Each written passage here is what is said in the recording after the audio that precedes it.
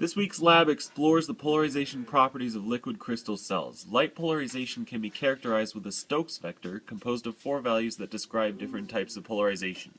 The polarization characteristics of an optical element can be characterized by a 4x4 Mueller matrix. An input polarization will be affected by the element according to the matrix multiplication shown. An efficient way to characterize the properties of an LCC is the use of a polarimeter, which uses 2 polarizers rotated at different speeds to quickly simulate all types of polarization. The output of the axiometrics polarimeter displays the polarization state on the Poincare sphere, which is another way of characterizing polarization. Linear polarization states are on the equator, with left and right circular states on the poles. Before we do anything with the axiometrics, it's important to calibrate this system first. So first we put in the right wavelength for the filter that we're using, and then we measure the dark current covering the axiometrics over there, and then we perform the calibration. We want to get under 1 for good calibration, and under 2% is great. In order to quantitatively characterize the polarization characteristics of liquid crystal cells, we use the axiometric software. It shows us the Mueller matrices to describe the polarization, the dye attenuation, so to show how the polarization states are transmitted through, the transmittance, as well as the polarizants and the retardants. The polarimeter also measures retardance, which describes how an optical element delays one polarization state relative to another. Another property that is measured is how much an optical element polarizes light. This picture shows a linear polarizer, which has a polarizance of 1. Liquid crystals are matter with unique properties that resemble both a solid and a liquid. They may flow like a liquid, but they can be oriented in a crystalline nature. When a voltage is applied to a liquid crystal cell, the crystals change their orientation to a line along the electric field. This image shows how liquid crystals can be used with polarizers to electronically control light transmission. In this lab, we want to characterize the properties of Thorlab and mode of using optic liquid crystal cell.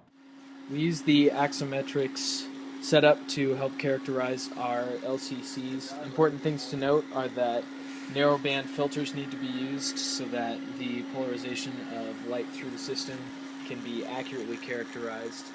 A pinhole aperture can also be used to cut down the throughput and eliminate saturation of the detector.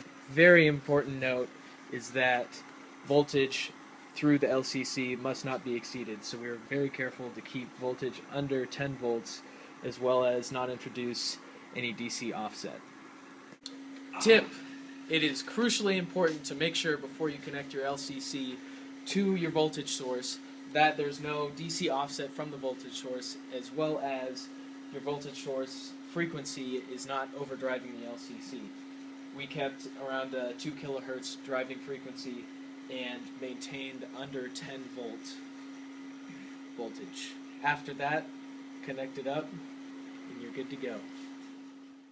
We were able to get these retardance values as different voltages were applied. There is an ambiguity within the software because if it is greater than 180 degrees, then the software flips the polarization. Using the orientation, we were able to see the 90-degree shift and the values that we need to rectify. We correct this by subtracting the flip values from 360 in order to get the expected trend where it's a smoother it out plot. Here is the plot of the original and the rectified values for our retardance magnitude. This makes sense because at 0 voltage we have max retardance, so that when the LCC is activated, the cells move and do not allow some transmittance, so that the retardance decreases. This part of the lab, we set up a light intensity modulator where we used 2 linear polarizers oriented at 90 degrees to each other, as well as an LCC. We also have our laser source passing through, and we're using a detector to read the light intensity that passes through the system. You'll notice that in this system with cross polarizers, the only way that full intensity of light can get through is if it's rotated by the liquid crystal cell. There are other versions of the system with parallel polarizers where the opposite is true, and no rotation by the cell will lead to full intensity transmission. Due to the equipment problems in our lab, we have had to manually rotate the LCC to see the varying intensity. As you can see, we can observe the intensity changes as the LCC is rotating. With 0 voltage applied, our intensity with respect to the orientation varies in the sinusoidal curve.